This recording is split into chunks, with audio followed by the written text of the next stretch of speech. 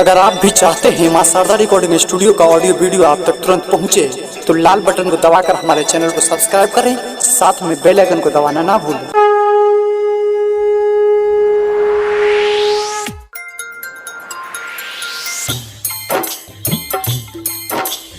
अभी आप सुन रहे हैं मां शारदा म्यूजिक की शानदार प्रस्तुति।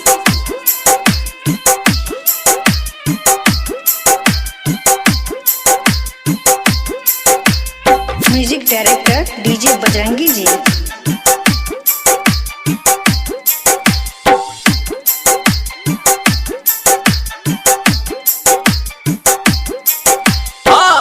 तोहरे दुआरिया एलियो के छठी माई आस लगा के दूर देश से तोहरे दुआरिया एलियो के राना माई आस लगा के दूर देश से तू जन सुनबे तू नहीं जो सुनबे ककरा से कहबई बहैया नसन रखे माँ बहैया नसन रखे।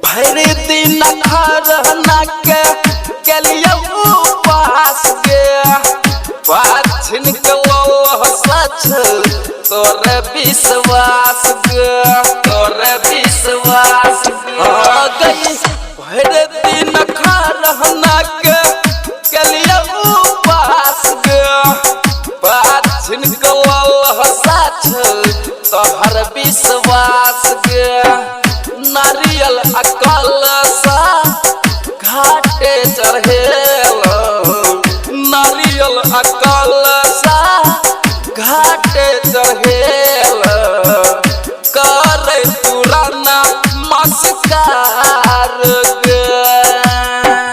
कोना के कहिया दुखक छाया कोना के कहिया दुखक छाया केने जो हमरा परेशान के माँ बहैया नसन रखे।